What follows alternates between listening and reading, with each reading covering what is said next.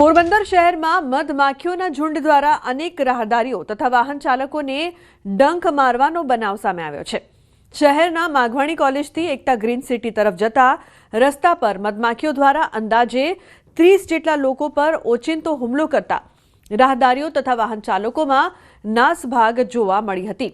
રસ્તા પર આ રીતે ઓચિંતા મધમાખીઓના ઝુંડના હુમલાથી લોકોમાં નાસભાગના સીસીટીવી ફૂટેજ પણ સામે આવ્યા છે। ડંખના કારણે અનેક લોકોને 108 મારફતે સરકારી ભાવસિંહજી હોસ્પિટલમાં સારવાર આપવામાં આવી હતી। મધમાખીના હુમલાને લઈને લોકોમાં રીતસરનો ડર જોવા મળી રહ્યો છે। આ રસ્તા પર કર્ફ્યુ સમાન માહોલ પણ જોવા મળી રહ્યો છે। તો મધમાખીઓના ઝુંડ દ્વારા હુમલો કરવામાં આવ્યો હતો। આ સમગ્ર ઘટના છે જેના સીસીટીવી સામે આવ્યા છે। રાહદારીઓ તથા વાહન ચાલકોને ડંખ માર્યા, લોકોમાં ડરનો માહોલ, 30 થી વધુ લોકો હોસ્પિટલ ખસેડાયા। તો મધમાખીના કારણે રસ્તો પણ સુમસામ બન્યો છે। લોકો અહીં અવરજવર કરતા પણ ડરી રહ્યા હતા। મધમાખીઓના ઝુંડ દ્વારા હુમલો કરવામાં આવ્યો હતો। બીજી તરફ સુરેન્દ્રનગરના ચૂડાના નવી મોરવાડ ગામે પ્રેમ લગ્નનું મનદુખ રાખી ટોળાનો હુમલો। પ્રેમ લગ્ન કરેલા યુવકના કાકાના ઘરે યુવતીના પરિવારજનોએ હુમલો કર્યાનો આક્ષેપ છે। ધારિયા, તલવાર અને પાઇપ જેવા ઘાતક હથિયારો સાથે હુમલો થયો છે। મકાન પર હુમલો કરી કાર અને ઘરવખરીને પણ નુકસાન પહોંચાડ્યું હતું। પ્રેમ લગ્ન કરેલા યુવાનના કાકા અને પરિવારજનોને પણ માર માર્યો હતો। મકાન પર હુમલો કરવાના બનાવમાં યુવતીના પરિવારજનો વિરુદ્ધ કાર્યવાહી હાથ ધરવામાં આવી છે। ચૂડા પોલીસ મથક ખાતે 21 શખ્સો વિરુદ્ધ ગુનો પણ નોંધાયો છે। તો ચૂડા પોલીસે 21 લોકો સામે ફરિયાદ દાખલ કરી છે। સુરેન્દ્રનગરની આ સમગ્ર ઘટના યુવકના પ્રેમ લગ્નની સજા કાકાને આપવામાં આવી। પ્રેમ લગ્નનું મનદુખ રાખીને યુવતીના પરિવારે હુમલો કર્યો હતો। ઉલ્લેખનીય છે કે યુવાનના કાકાના ઘરે તોડફોડ કરવામાં આવી, પરિવારને માર પણ મારવામાં આવ્યો હતો। ચૂડા પોલીસે આ સમગ્ર મામલે 21 લોકો સામે ફરિયાદ નોંધીને વધુ તપાસ હાથ ધરી છે। તો યુવકે પ્રેમ લગ્ન કર્યા હતા, પરંતુ તેના કાકાને સજા આપવામાં આવી। તેના ઘરમાં જઈને હંગામો કરવામાં આવ્યો, તોડફોડ કરવામાં આવી, સમગ્ર પરિવારને માર પણ મારવામાં આવ્યો, જે બાદ પોલીસ દ્વારા વધુ તપાસ કરવામાં આવી રહી છે। તો ચૂડા પોલીસે 21 લોકો સામે ફરિયાદ દાખલ કરી છે। ઉલ્લેખનીય છે કે યુવકે પ્રેમ લગ્ન કર્યા હતા, જેનું મનદુખ રાખીને તેના પરિવારને હેરાન કરવામાં આવ્યા। તેના કાકાના ઘરે હંગામો મચાવવામાં આવ્યો, કેટલાક લોકો ઘરમાં ઘૂસી ગયા અને હિંસા કરવામાં આવી। અક્ષય જોડાયા છે ફોન લાઈન પર વધુ માહિતી આપવા માટે। અક્ષય, શું સમગ્ર મામલો છે જે પ્રકારથી પ્રેમ લગ્ન થયા પરંતુ કાકાને સજા?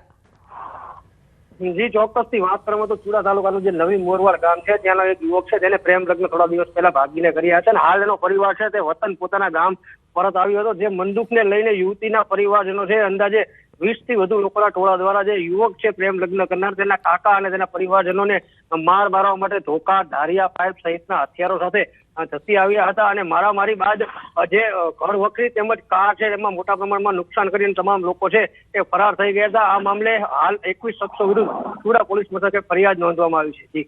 જી બિલકુલ અક્ષય, આભાર સમગ્ર માહિતી બદલ। રાજકોટના પ્રદ્યુમન નગર વિસ્તારમાં પોપટપરા સ્મશાન નજીક મારામારીની ઘટના બની હતી। ફરિયાદી પરિવાર દ્વારા ફાયરિંગનો પણ દાવો કરાયો હતો, જેને લઈને પોલીસે તાત્કાલિક દોડધામ કરીને તપાસ શરૂ કરી હતી।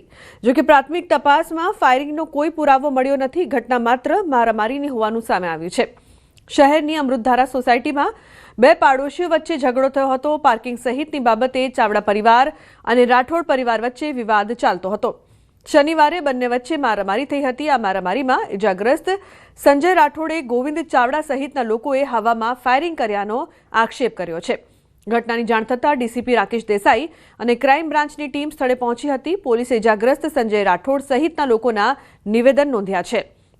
બનાવ અંગેની આગળની કાર્યવાહી ચાલુ છે। 2 દિવસથી અમારા ઘર પાસે આટા મારતો હતો। આજ મારા હસબન્ડ એને પૂછવા ગયા કે ભાઈ મારે બહુ ઘરે એકલા હોય ત્યારે તમે અહીંયા કેમ જાવ છો, તમારે શું કામ છે? તો સીધા એ લોકો એક યારે 15-20 જણા એની ઉપર તૂટી પડ્યા અને પછી એ લોકોએ આકાશમાં ફાયરિંગ કર્યું। મારા ઘરવાળા ભાગી ગયા ને તો હવે શું તમારી માંગણી છે? એક જ કે એ લોકોને સખત સજા મળે। અમારા 2 ઘર ત્યાં અમૃત રેસિડેન્સીમાં છે, તો અમારા આજીવન તો એનાથી બીબીને તો રહેવાશે નહીં। હું સમાધાનની વાતચીત કરવા ગયો તો સમાધાનની વાતચીત હતી અને એ લોકો મારી માથે જીવલેણ હુમલો કર્યો। ધોકા, પાઇપ, તલવાર, ફાયરિંગની વાત આવે છે। હું નીકળો પછી મારી માથે એ લોકોએ ફાયરિંગ કર્યું। યોગ્ય ન્યાય મળે મને, મારી માથે જીવલેણ હુમલો કરેલો છે અને એ લોકો એવું કહેતા જ હતા કે આને મારી નાખવાને જવા ન દેતા. એ લોકો 7-8 જણા હતા. કોણ કોણ? ગોવિંદભાઈ હતા ને જીતુભાઈ હતો. હા, પરિવાર દ્વારા ફાયરિંગનો આક્ષેપ કરેલો છે.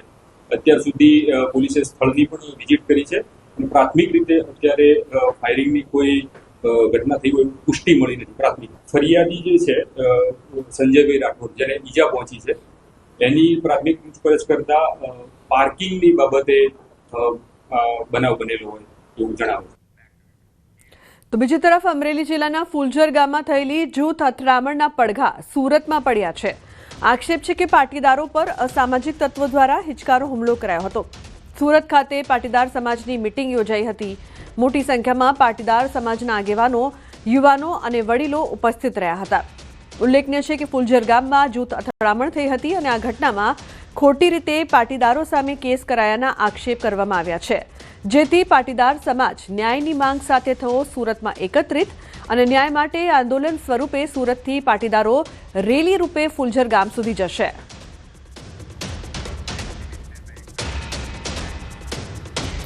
સુરતમાં મહિલા આરએફઓ પર ફાયરિંગનો મામલો. હાલ સોનલ સોલંકી હોસ્પિટલમાં ઓબ્ઝર્વેશનમાં છે. સોનલ સોલંકીના પતિને શોધવા 4 ટીમ બનાવાઈ છે. નિકુંજ ગોસ્વામીને શોધવા પોલીસે ટીમ બનાવી છે. નિકુંજ ગોસ્વામીની રજા પર તે ઉતરી ગયો હોવાનું સામે આવ્યું છે. પિતાની સારવારના નામે આરટીઓ ઓફિસમાંથી રજા પર છે. તો મહિલા આરએફઓ પર ફાયરિંગનો મામલો. નિકુંજ ગોસ્વામી રજા પર ઉતર્યો છે. પિતાની સારવારના નામે આરટીઓ ઓફિસમાંથી તે રજા પર હોવાનું સામે આવ્યું. સોનલ સોલંકીના પતિને શોધવા 4 ટીમો બનાવવામાં આવી છે, જે શોધખોળ કરી રહી છે. નિકુંજ ગોસ્વામી હાલ રજા પર છે. ઉલ્લેખનીય છે કે સોનલ સોલંકીના પતિને શોધવા માટે 4 ટીમ બનાવાઈ છે, જે હાલ શોધખોળ કરી રહી છે. નિકુંજ ગોસ્વામીને શોધવા માટે પોલીસ દ્વારા સતત પ્રયાસ કરવામાં આવી રહ્યા છે. સતત ટીમ કાર્યરત છે. કેતન જોડાયા છે ફોનલાઈન પર. કેતન, શું વધુ માહિતી છે આ સમગ્ર મામલે? નિકુંજ ગોસ્વામી રજા પર. કામરેજ તાલુકાના ચોખા નજીક પ્રથમ અકસ્માત, ત્યારબાદ તબીબી સારવારમાં ખબર પડી કે બુલેટ મગજની અંદરથી નીકળતા ઘટના ફાયરિંગમાં તબદીલ થઈ હતી. પરંતુ જે અંતર્ગત જે બહુ ચર્ચિત કેસ સાબિત થવા પામ્યો છે કે આરએફઓ સોનલ સોલંકીના પતિ નિકુંજ ગોસ્વામી જે આરટીઓમાં ફરજ બજાવે છે અને પોલીસે આ જે સમગ્ર ગુનાને ધ્યાનમાં લઈને જે અરજદાર છે સોનલબેન સોલંકીના ભાઈની ફરિયાદ જે અંતર્ગત 4 જેટલી ટીમો બનાવવામાં આવી છે. નિકુંજ સોલંકીને પકડવા માટે પોલીસ એમના ઘર સુધી ગઈ. ઘરે ગંભાથી તાળું લટક્યું હતું અને ત્યારબાદ આરટીઓ ઓફિસની અંદર કચેરીમાં કામ કરતા હોય તો ત્યાં પણ છાનબીન કરવા જતા ત્યાંના ઉચ્ચ અધિકારી દ્વારા માહિતી મળવા પામી હતી પોલીસ દ્વારા કે જે નિકુંજ ગોસ્વામી છે, પિતાની તબિયત નાદુરસ્ત હોય એવા બહાના કાઢી અને ભૂગર્ભમાં ઉતરી ગઈ અને રજા પર ઉતરી જવા પામ્યો છે. અને ખાસ ઉલ્લેખનીય વાત એ છે કે નિકુંજ સોલંકીએ ફાયરિંગ કર્યા હોવાની ચર્ચાઓ વેગવંત પકડો હતો, પરંતુ નિકુંજ ગોસ્વામી જે આ રિવોલ્વર છે એ મહેસાણા પોલીસ સ્ટેશનની અંદર ચૂંટણી સમય દરમિયાન જમા કરવામાં આવી હતી અને સોનલ સોલંકી જે આરએફઓ છે એની પાસે કોઈ સર્વિસ હોવાનું હથિયાર છે જ નથી એવું પોલીસ ચોપડેથી બહાર આવવા પામ્યું છે. અને હાલ સમગ્ર આ ઘટનાને ધ્યાનમાં લઈને સુરત જિલ્લા પોલીસ વડાએ અલગ અલગ 4 ટીમો બનાવી અને નિકુંજ ગોસ્વામીની તપાસ હાથ ધરી છે ને પકડવા અને નિકુંજ ગોસ્વામીને પકડવાના ચક્રો પણ ગતિમાન કર્યા છે. જી બિલકુલ કેતનના આભાર સમગ્ર માહિતી બદલ.